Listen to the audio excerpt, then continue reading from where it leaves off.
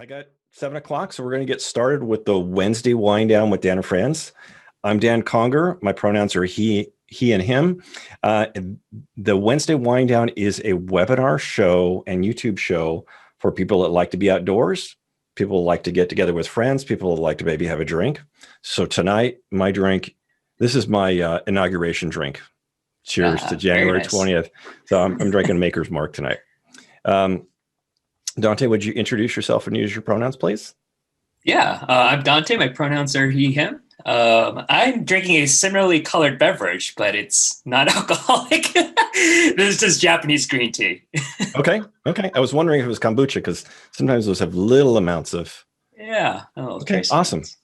Welcome. Thanks for joining tonight, Dante. I appreciate it. So tonight's kind of different. This is the first time we're going to do a trail review. So a couple weeks ago, Dante and I hiked a trail, the Mount Woodson Koegel Loop Trail in Outback Poway. Actually, I think it's technically Ramona, and we're going to do a critique on that. So if you're watching this on YouTube and you don't want to watch 30 minutes of trail information, great. In the first 3 to 5 minutes, we're going to give you everything you need to know, and you can head out on a trail and do it. And if you want to find out more about the trail, just stick around. So that's the intent. We'll do this again as we in the future. So anything you want to say before we get started with our stuff? No, so let's get hiking. It was absolutely. So this trail that we did, the Mount Woodson Koegel Loop, is we put two different trails together. And so we started off on Highway 67. So this particular trail is just under 6 miles long. It's 5.8 miles. It's got a little over 1,500 foot of elevation gain. Parking's right along Highway 67. And those first 2 miles of the trail are paved. So it's actually a road walk for the first 2 miles. Kind of steep, wasn't it? Not a walk in the park. It was a walk on the road, right? So here's the part, right? So that first 2 miles, the way we did it, we did a clockwise loop. So we started up the asphalt road and then came down the dirt, and 2 miles of that 1,500 feet. So you're doing all of your homework, if you will, all of your elevation gain in that first 2 miles. So it is definitely steep. Now, Dante, you had said you've done this the other way, right? Yeah, when we first started, it's like, which way are we going? Because I'm used to going counterclockwise, starting with the scenic route and then coming down quick on the fire road. So actually, yeah, there's an argument to be made either way, right? So if you go the scenic route first, and go on the dirt and come up a little more gradually, and then you hit the top, and then you're just down and out. Or the other way to do it, and the way I've done it, so what's this kind of interesting take on it is I'm going to go up the steepest, shortest route, and then get through some of the crowds, if you will, and then come down to that last part, which I think we both agree is the most interesting part. So pros and cons either way.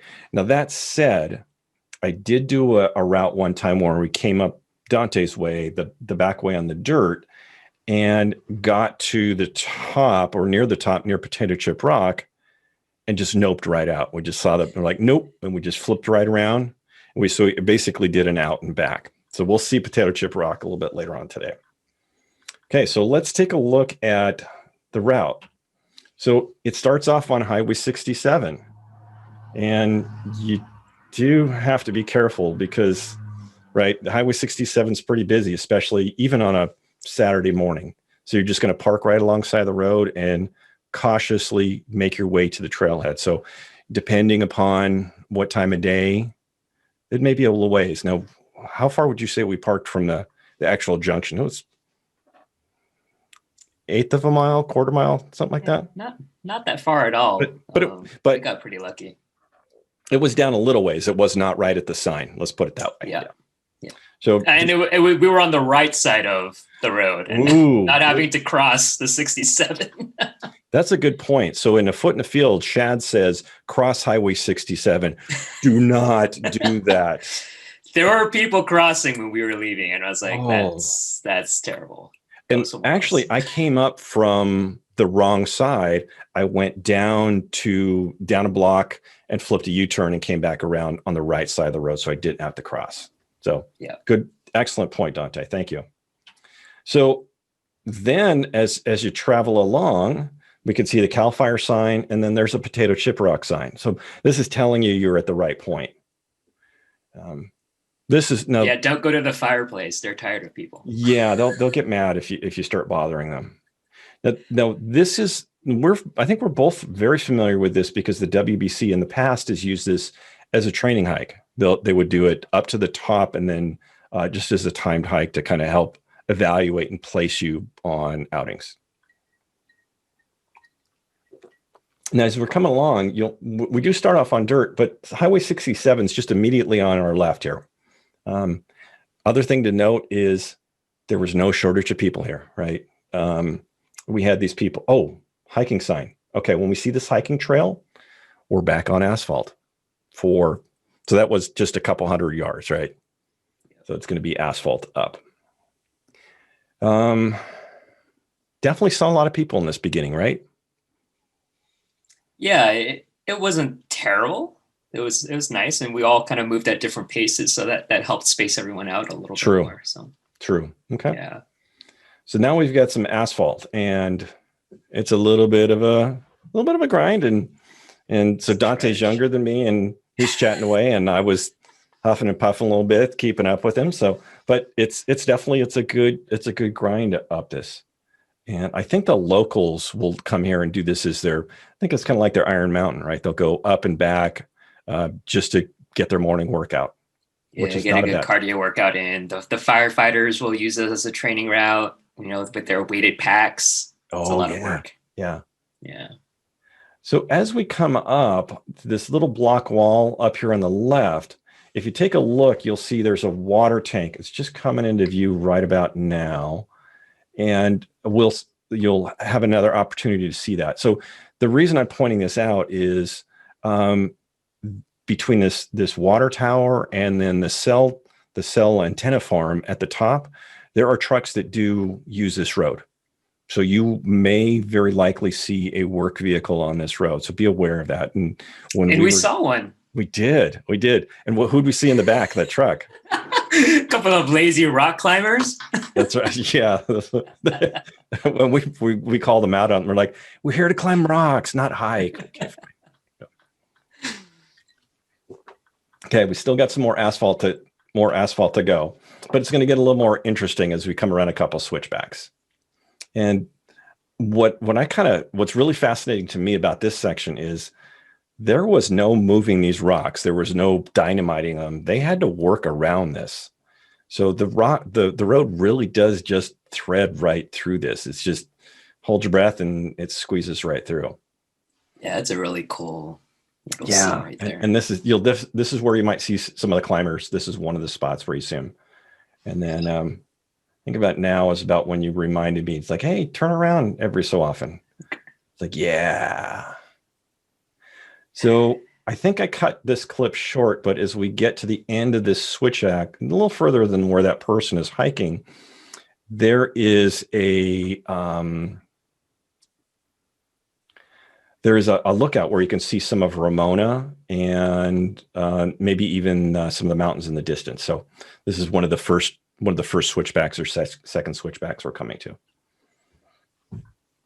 Now, what would you say is this portion of the hike was pretty much full exposure? I wouldn't say there's really any shade to speak of except for a few select spots. Does that sound right? Yeah, that's pretty accurate. We started pretty early. It was a nice, beautiful day. I mean, right here we got some big rocks. That's pretty much the extent of the shade that you'll get. And right, we both had jackets on, and we took them off pretty early on. Really quick, right? I think I was that switchback before. I'm like, nope, this is coming off. I remember hiking here one time, and I was at the trailhead in some heavy fog or clouds, and it was cold, and I put on every layer I had, and I got about this point, and all of a sudden I realized, why am I so hot? What is going on? And I realized that I had just popped out of that marine layer, and you just walked right through it. Now you're in pure 100% sun and you didn't have that cloud layer. So that's the other thing that can happen as with this elevation change. They're kind of in one of those transition zones. Yeah. Okay, we're coming around. Oh, there's the first of the antenna farm, right? So we've got this first one on the left, and that's right about where the WBC stopped their evaluations. Get into a few trees, and then we can start to see this antenna farm right behind us. It's not a wilderness thing, but from a technical aspect, it's pretty impressive what's going on up here.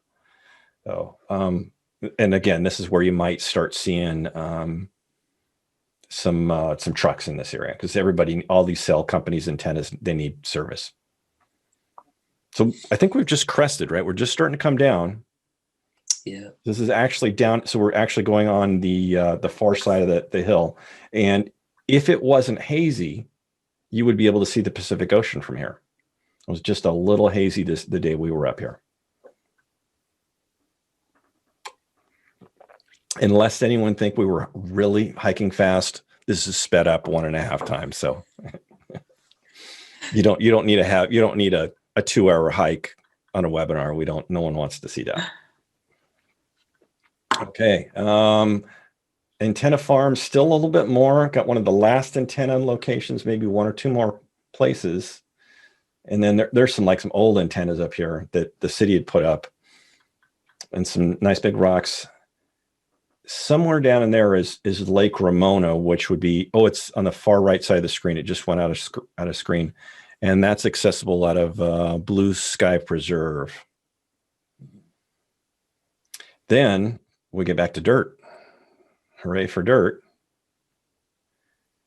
And then that's a runner we saw going up and down. And then there's this big knot of people. What is going on over here? Yeah. Okay. So this is Potato Chip Rock. And let's see what we've got. Hang on. Wait for it. The Instagram pose. And Dante just, yeah. Okay. So yeah, definitely this is the big attraction here is Potato Chip Rock is a bit of a ledge that you can climb out. Have you ever been out on that? I have. I'm guilty of taking those Instagram photos a couple times, but you got those 2 in, you're done, Right.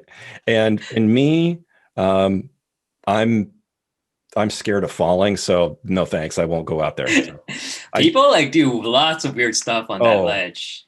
Hell no. It's crazy and scary in one day. One day it's going to erode away. Or break. Yeah.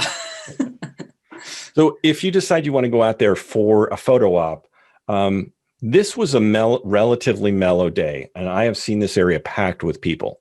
So if you want to go up there and take your picture, the shortest way up is the asphalt that we came up, right? That was just 2 miles. The other way, the people are coming up from Lake Poway, which is further ahead. And for some reason, more people come up from Lake Poway than they do from the road, whatever reason. But if you decide you want to do that, a weekday, an off season, would be ideal. But spring and summer, going to be really, really busy, a lot busier than this. Absolutely. Yeah. And I think we talked about this on the hike too, that there's an actual parking lot from Lake Poway. It's more established, true. Right? So it's probably perceived as a little bit safer. They're starting at a known point. Mm-hmm. Who knows? Yeah. I absolutely. But we've got some great views up here, right? So now we're starting to descend. We're consistently on dirt, and we're gonna have a series of switchbacks. You'll definitely see some people climbing up to hit Potato Chip Rock, and get a couple of views. Then right about here, we've got a trail junction. Oh, there it is. So trail junction. This is the old Fry Koegel Trail. We're not going to take this right now, but you'll see there's a sign there. It's not signed on the other side, but so we'll see the other end of this. This trail is steep, and it's old. It's not graded as nice as the portion we're going to take. So, but if you wanted a shortcut, if you wanted to shorten your mileage, if you didn't want the full 5.8, you wanted to, a little bit shorter. If I remember right, going out around is maybe another half a mile longer, and 5.8 was, 6 miles was, I could have gone a little bit longer, but that's fine. So yeah, whatever you want to do. And fun fact, the trail Fry Koegel is named after two local San Diegans, Mike Fry and is it Norman Koegel? Oh, see, I didn't know Norman. I knew Mike Fry, but I didn't know the Norman. I didn't know his first name on that one. Oh, that's very cool. Yeah, and they were both on the trails committees of their respective cities, of Mike in Poway and Norman in Ramona, and they had basically trailblazed this trail on their own. And I think, without, permission from any of the agencies. And after the fact, I was like, well, this trail is built. It connects, the residential estates to Mount Woodson. Do you want it or not? What are you going to do? Yeah. Oh, yeah, nice. Yeah. That's awesome. Back then they were like, all right, we'll take it, Yeah.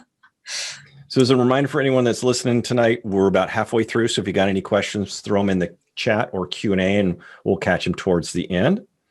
Okay, let's see what's up next. We're going to continue down a little further. And what do we got right here? We've got a trail junction. We got a 3-way trail junction. So we've got the sign here. So we've got the Woodson Trail we came from, the new Fry Koegel, and then the other one is this is the trail that's going to go down to Lake Poway. But if you just go a little distance, there's this kind of a cool viewpoint right here.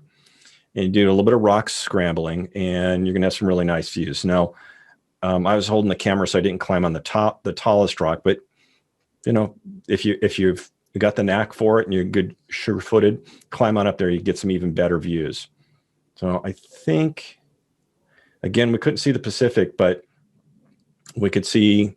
This would be a great place for Peak Finder to use that to pick out some peaks. And then I don't know what I was pointing out. And there, well, we got, there's the Palomar Range, and then there's Woodson itself, where we just came from. So we kind of dropped down that long ridge. Okay, so now we're returning to the new Fry Koegel Trail. And before too long, we're going to find the old trail where it intersects in. So if you look at this is definitely steeper than where we're on.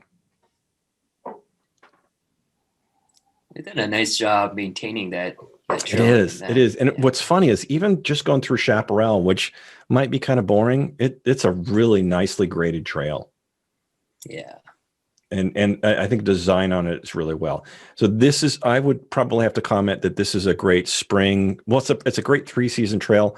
I would not hike here in the middle of the summer unless it was like 5 a.m. Like you're early, yeah. Early, right? Yeah. Because the exposure, that's going to burn you up. Right. So the flanks, the summit is on our right as we're heading downhill. And this is generally just a real slight, there's a slight uphill, but generally it's trending downhill as we move along. But then we get to the two places I like the most, right? We drop into the Oaks, and this is just like one of my favorite places. It's crazy that this is just on the other side of Woodson. Yeah, it is. All the people coming up from Poway, from the lake, is like, I hated coming up from that side. Before I knew the backside, I was like, that's the only side I knew. Right. And it's all boring. It's exposed. It's lots of people. It's like, when is it ever going to end? And you got this majesty right on the other side. It's wild. Right. So it's shaded. It has more cover. We've got more oaks. We have some really interesting plant material, and there's fewer people. So those are all bonus points on this one. So a few places in here, there's some ferns. There's some California fuchsias in here. There's also some poison oak in this section. So it's in the shady side.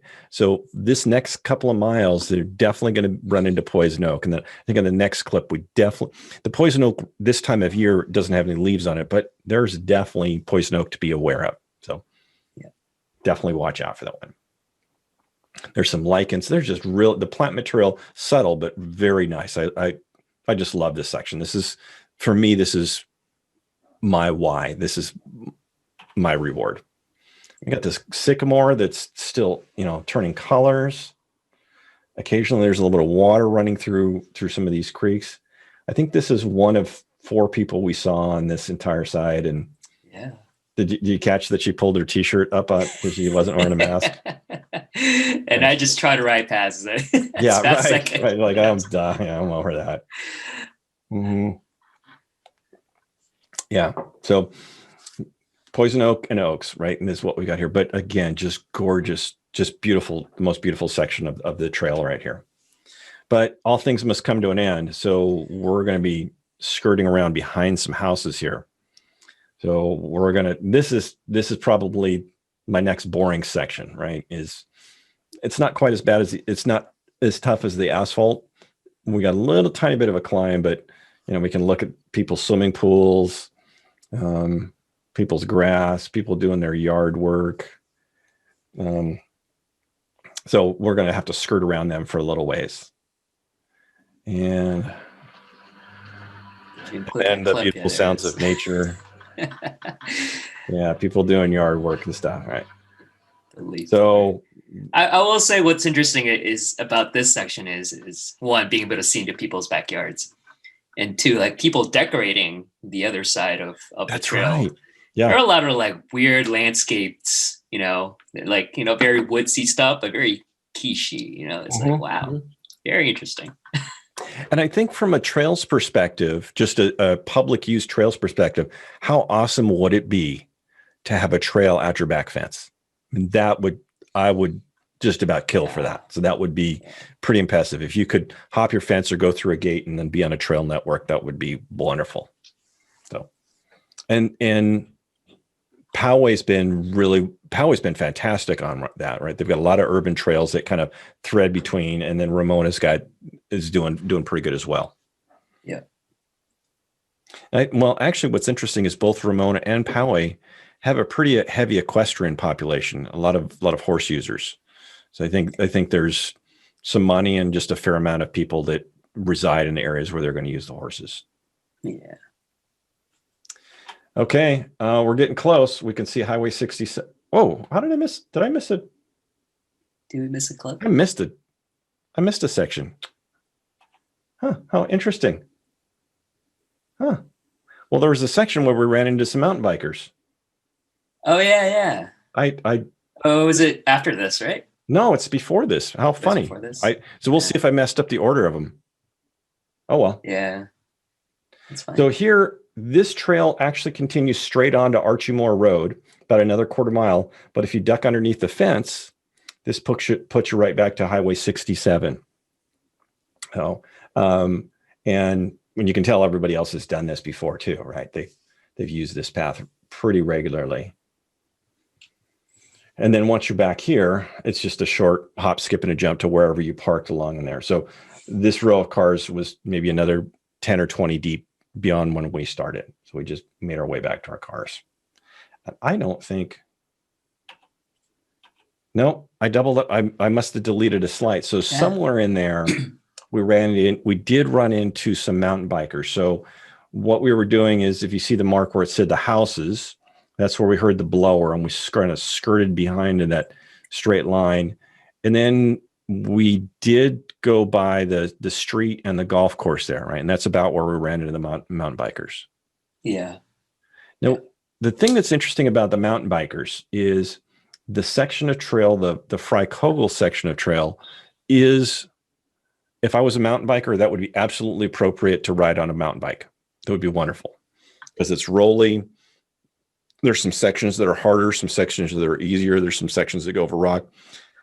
That could be really nice. However, from the antenna farm down, that would be, you'd have to be pretty pro to do a mountain bike on that one. So if you're looking at this and thinking about mountain biking, because maybe you do both, or you're just a mountain biker and came across this, it would be interesting. It'd be a little challenging to find a loop or something to make that work for you. Yeah, I'd say this loop would be too short for a mountain biker. That's true. That's true. Because I mean, 6 miles is a nice to a shortish day hike. But yeah, for mountain bike, it should probably be 10 to 15 to be a decent ride. So yeah, you're right. That would grind through that really quick. Well, let's put it this way. If you're going 5 miles an hour, that's really quick. You put all that effort in hauling your bike out, you know, you're Yeah, going to want to go for a long. Exactly. Well, let's see. It doesn't look like we have any questions today. Okay. We had a couple. Oh, let me look at the chat. Let me stop the share. And let's, I see him in the chat. I couldn't see the chat in there. Okay. I like the one comment that on your t-shirt. Love your t-shirt. I agree. I like that. It's my most patriotic shirt. Well, what's great is I have the same shirt, but it's better when you wear it. Yeah. Nice. And what's funny is I've had people ask me about my version of my shirt, and like, well, it means a couple of different things, right? Does it mean the shirt? Does it, in your case, does it mean you? I don't know. It's everything, man. Beautiful. So here's a good comment. It says, I'm glad they stopped people from parking on the south side of the road with that sketchy traffic.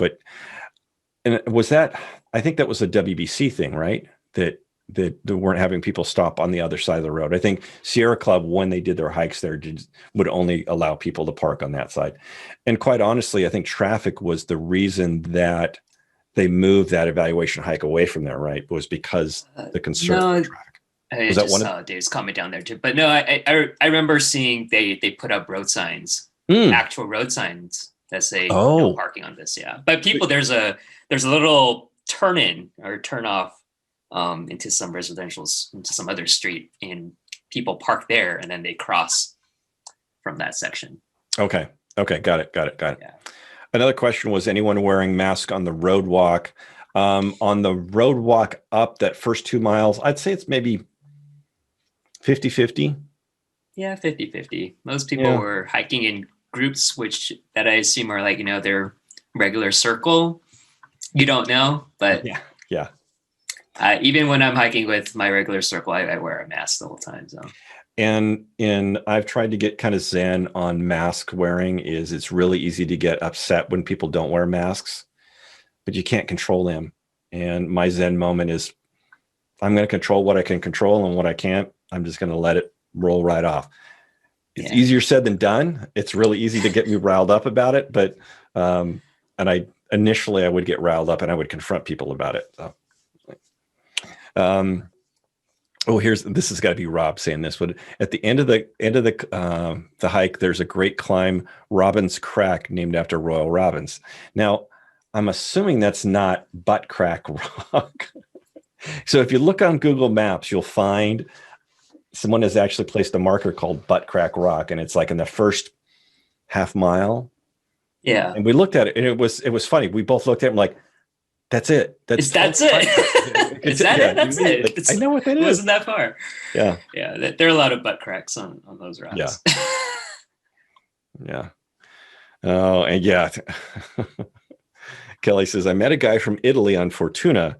He was in San Diego for 2 weeks, and he said his number one goal based on what he read was to go do potato chip rock. Wah, wah, wah. That, like, oh, I mean, if you're all places. I know. Now, if you're a San Diego tourist and it's like, you got SeaWorld and I'm going to go to Balboa Park and a potato chip rock. Okay. Yeah. But if you're an outdoor person, it's like, no, there's so many other things, right? Let's go to the Lagunas. Let's go to Palomar, the Cuimacas. So, yeah. And we were just, another question is what day of the week? We were there on a Saturday. And do we meet about 7:30? 7:30. So there was so that wasn't a late start that we were at. So I would imagine a late start, a 9 or 10 o'clock start, there'd be even more people. So it is definitely popular. And you're always going to run into people coming up from Poway, and you're always going to run up to people just going up to the top and back. So those two sections, until you leave that loop, it's going to be relatively heavy. So if you want any kind of a backcountry experience on a front country trail, you'll get it on the Fry Koegel. You won't get it on the other side. Yeah. Let's see. What else we got? Poison Oak on the trail? Poison Oak. I didn't see any. Well, so we weren't seeing Poison Oak right now because it's leafless this time of year, but that oaky last section, the part that we both like, there's definitely poison oak in there. Right now, what you're going to see is just stems, and it was harder to see. So you're going to see the bare stems in there. Yeah. Cool. Good deal. Awesome. So I'm hoping that this format works for everybody. It's kind of something I wanted to try out was to kind of start featuring local trails. Let's see. Next week, well, I should have had this ready. I think next week I'm going to talk about permits. So it's definitely permit season. So if you're going to be going to the Sierra or you're planning a big summer trip, it may be a week or two late. It might be in another couple of weeks. So there's all these different start times for when you're going to pull a permit. Sometimes it's 6 months out. Sometimes some of them are 6 months out to the day. Some of them are Jan 1. Others are 1st of March. All these different strategies. So that's going to be what we're going to talk about next week is permits and permit strategies. So Dante, hey, thanks for going on the hike with me. And then thanks for sharing this. I appreciate it. And yeah, that's good stuff. Yeah, that's good. So we'll be doing this again. Happy inauguration night, everybody. Have a great week. We'll see y'all soon.